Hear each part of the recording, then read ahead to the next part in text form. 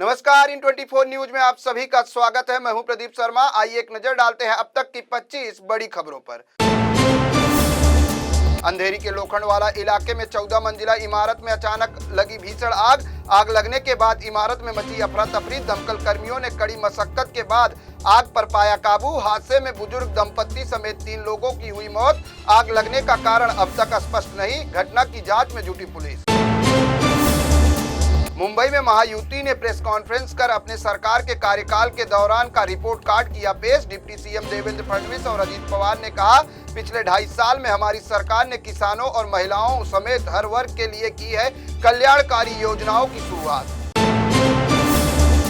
लाडली बहन योजना पर सवाल उठाने वाले विपक्ष को डिप्टी सीएम अजित पवार ने दिया करारा जवाब। कहा, चुनाव के लिए नहीं बल्कि राज्य की महिलाओं को सशक्त बनाने के लिए इस योजना की हुई है शुरुआत। महिलाओं के खाते में 5 महीने की किस्त कर दी गई है जमा और आने वाले समय में भी जारी रहेगी योजना।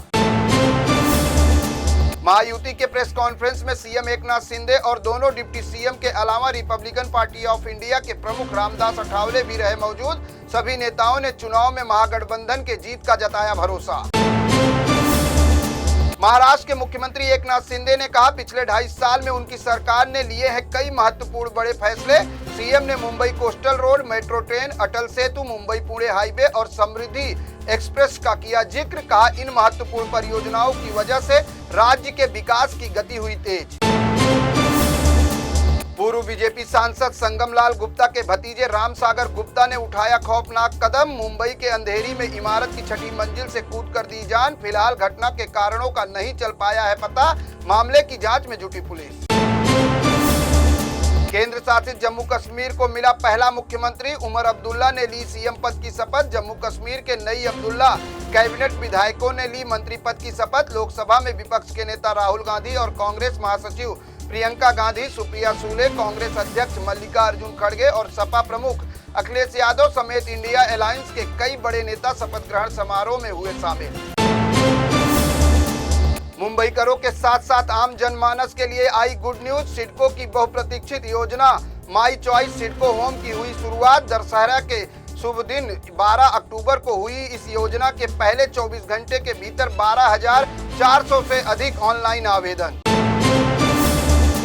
मुंबई से न्यूयॉर्क जाने वाली फ्लाइट में बम की धमकी देने वाला आरोपी निकला नाबालिग। इस धमकी के कारण एयर इंडिया फ्लाइट की दिल्ली में करानी पड़ी थी इमरजेंसी लैंडिंग। नाबालिग लड़के को छत्तीसगढ़ के राजनांदगांव गांव से हिरासत में लेकर मुंबई लाई पुलिस। मुंबई की एक अदालत ने एनसीपी नेता बाबा सिद्दीकी की हत्या के सिलसिले में गिरफ्तार चौथे आरोपी को 21 अक्टूबर तक पुलिस हिरासत में भेजा। हरीश कुमार को उत्तर प्रदेश के बहराइच से किया गया गिरफ्तार। पुणे में कबाड़ का काम करने वाले आरोपी भी हैं हत्या की साजिश में शामिल। नवी मुंबई से आई दिल को दहला देने वाली वारदात। दुकान से 1 पीस मिठाई खाने पर दुकानदार ने कर दी युवक की हत्या। मिठाई खाने को लेकर हुए विवाद के बाद दुकानदार ने अपने 2 साथियों के साथ मिलकर रॉड से किया हमला। तीनों आरोपियों को गिरफ्तार कर जांच में जुटी पुलिस।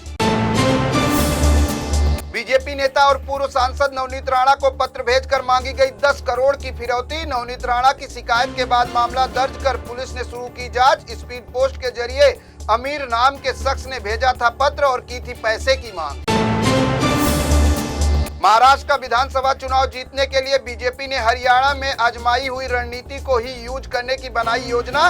प्रधानमंत्री नरेंद्र मोदी, केंद्रीय गृह मंत्री अमित शाह और उत्तर प्रदेश के मुख्यमंत्री योगी आदित्यनाथ की धुआंधार प्रचार सभाएं।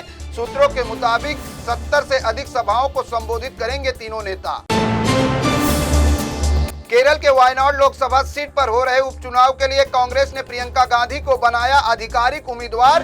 13 नवंबर को होंगे वायनाड में मतदान। राहुल गांधी की सीट छोड़ने के चलते कराया जा रहा है उपचुनाव।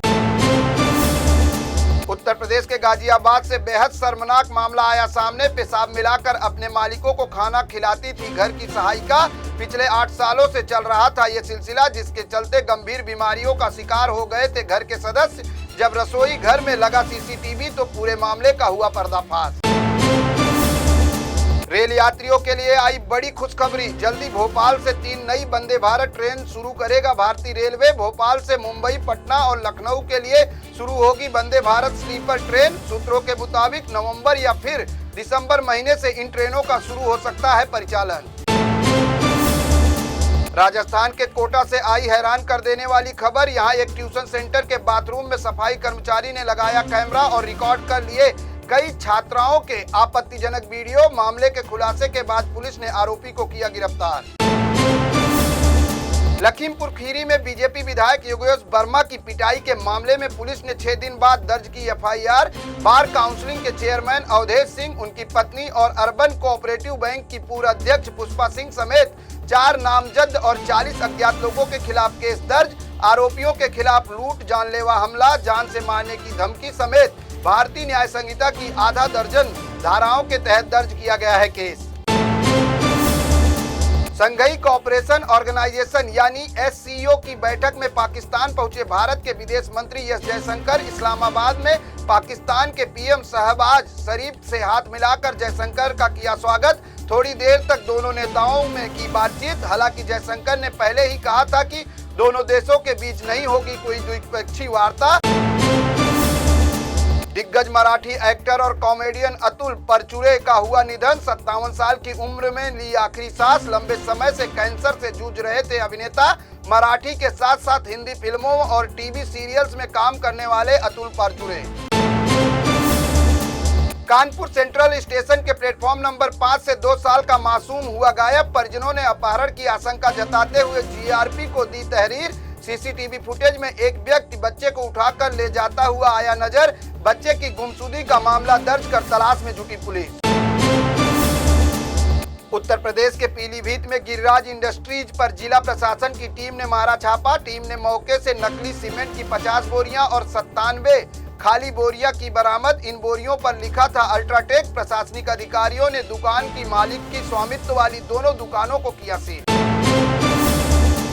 भारतीय जनता पार्टी के विधायक दल की बैठक में नायाब सिंह सैनी को बीजेपी विधायक दल का चुना गया नेता। सैनी कल लेंगे सीएम पद की शपथ। इससे पहले आज हुई विधायक दल की बैठक में अनिल विज और मनोहर लाल ने विधायक दल के नेता के तौर पर नायब सिंह सैनी के नाम का रखा प्रस्ताव। झारखंड विधानसभा चुनाव की तारीखों के ऐलान के बाद एक्शन मोड में आई सभी पार्टियां। उम्मीदवारों के नाम को लेकर चर्चा हुई शुरू। सभी पार्टियों में किए जा रहे हैं उम्मीदवारों के नाम फाइनल। इसी बीच बीजेपी केंद्रीय चुनाव समिति की बैठक में झारखंड के लगभग 55 उम्मीदवारों के नाम पर लगी मुहर। पार्टी आज अपने उम्मीदवारों की पहली लिस्ट कर सकती है जारी।